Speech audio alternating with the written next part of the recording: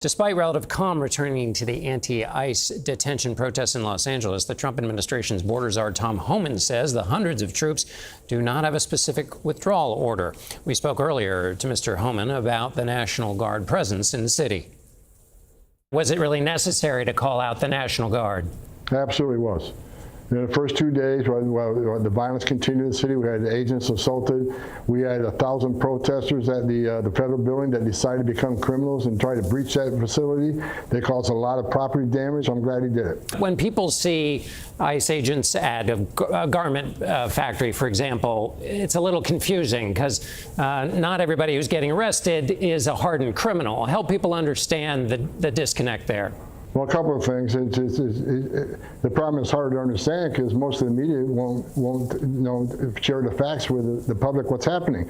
That the operation in the garment district was based on a criminal search warrant. But if somebody's going for a court-appointed check-in or an ICE meeting and then they're arrested, that seems to be different than the original way it was sold, which is that you were going to go after the hardened criminals. Those people seem to be basically abiding by the law.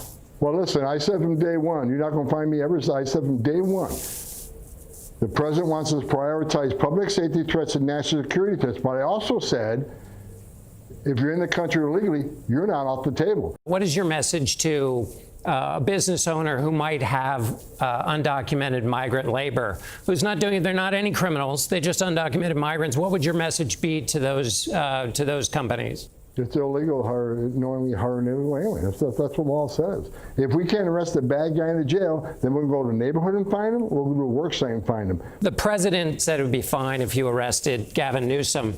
On what grounds would you arrest Gavin Newsom?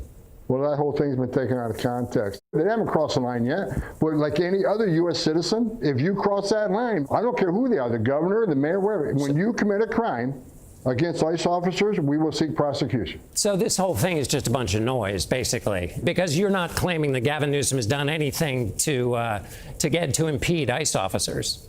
Well, I'll leave that up to DOJ, but what I'm saying right now is when someone commits a crime, we'll ask the Department of Justice to investigate and prosecute.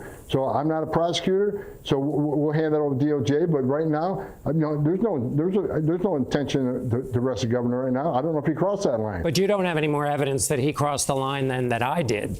No, I don't have evidence he crossed the line at this point. What I simply said, if and when he crosses that line, then we'll seek prosecution. Administration border czar Tom Homan, thank you so much for being with us. You got it. Thank you.